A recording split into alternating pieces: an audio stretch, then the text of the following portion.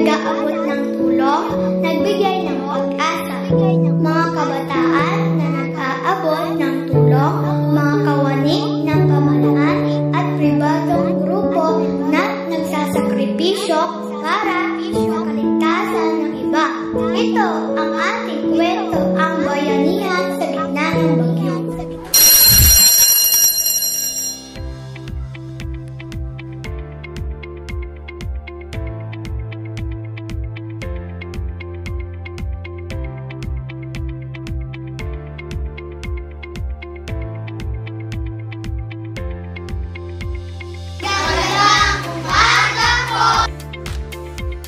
Mga bata, magandang umaga!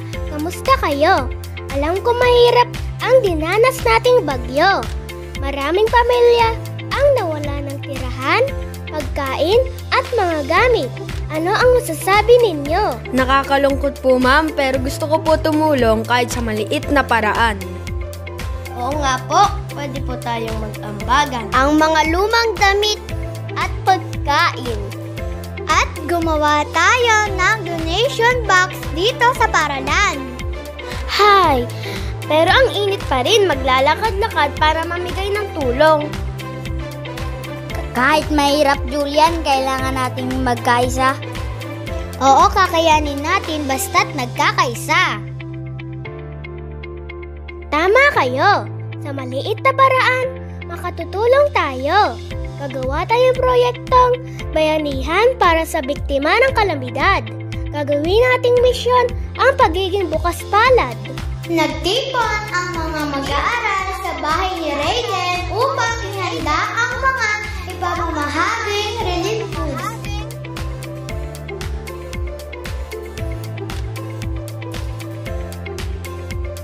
Mga anak, pagsama-samahin natin ang ating mga dala. Kahit kaunti lang yan, kapag pinagsama-sama ay malaking tulong. Tignan nyo, may noodles, canned goods at sabon. Para tayong tindahan. Huwag kalimutan ang mga damit, pinilansya pa yan ni nanay. Ang bigat ng mga to, pero sige na nga, kakayanin. Salamat Julian, kaya natin yan. Oo, kaya natin yan. Lahat ng tulong, maliit man o malaki, ay may saysay. Dinala ng mga mag-aaral at ng guro ang kanilang mga naipon sa isang barangay na matinding nasalanta.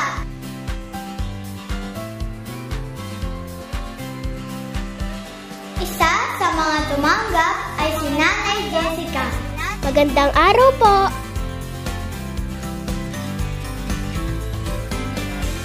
Nais po naming tumulong kahit kaunti lang.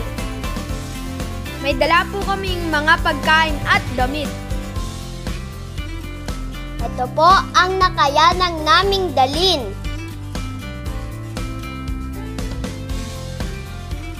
Maraming salamat, mama at mga anak. Wala na kami natirang gamit. Ang tulong niyo ay napakahalaga. Walang anuman po, Nanay Jessica. Gusto lang po naming makatulong. Ang mahalaga, buhay po kayo at may pag-asa pa. Salamat sa Panginoon kahit walang gaanong natirang gamit sa akin. Ako ay ligtas at hindi nasaktan. Basta po kailangan nyo, nandito lang po kami. Dala po namin hindi lang pagkain, kundi pagmamalasakit. Ang bagyo po ay dumarating at umaalis, pero ang kabutihan po ay mananatili. Ako'y muling nagpapasalamat sa kagandahan loob niyo. Sana ay pagpalain pa kayo ng poong may kapal. Alis na po kami!